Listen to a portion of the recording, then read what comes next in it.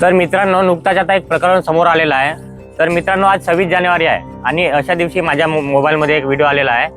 तर मित्रांनो, त्याच्याबद्दल मी माहिती घेतलो तर तिथं काय सांगितलेलं आहे की आता 31 वर्षाची जी मुलगी आहे, आता सर्वांच्या मोबाईलमध्ये व्हिडिओ आलेला असेल जो हत्या प्रकरणवाला विषय आहे, जो ओयोमध्ये मिळाले ते दोघे आणि तिथं हत्या झाली त्या मुलीची।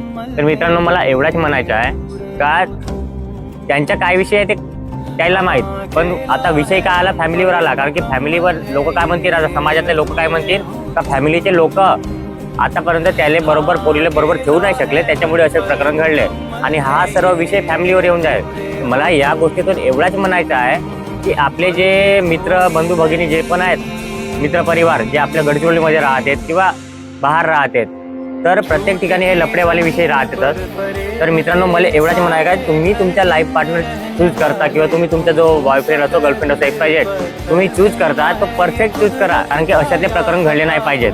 आता बघू शकता तुम्ही, आता नुकताच आपला 26 जानेवारी आहे आणि अशाचे प्रकरण घडून आले आहेत आपल्या नागपूरमध्ये आणि त्या मुलीची वय जास्त काही नाही, 21 वर्ष होती।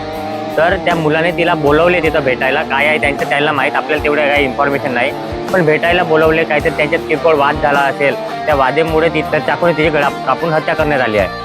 तर मित्रांनो, असा तुमच्यासोबत पण नाही झाला पाहिजे, त्यासाठी मी तुम्हाला हा व्हिडिओ मार्फत सांगून राहिलेलो आहो। तर मित्रांनो, तुम्ही बघू शकता या व्हिडिओच्या मार्फतातून का किती बेरहमीनं तिची कत्ल केलेली आहे, किती खतरनाक मध्ये तिला मारलेलं आहे। आता बघू शकता पूर्ण तिची बॉडी फुगून गेलेली आहे। तिच्या घरचे लोक जिवंत असून सुद्धा तिच्या घरच्या लोकांना मेल्यासारखा वाटत आहे। तर मित्रांनो, असा तुमच्या पण फॅमिली सोबत होऊ नये म्हणून सांगत आहोत। जे पण आपले मित्र परिवार आहेत, गडचिरोली असो, नागपूर असो, चंद्रपूर असो, प्रत्येक ठिकाणी आपले मित्र परिवार राहतात, त्यांना या व्हिडिओच्या मार्फतातून हा संदेश द्यायचा प्रयत्न करता।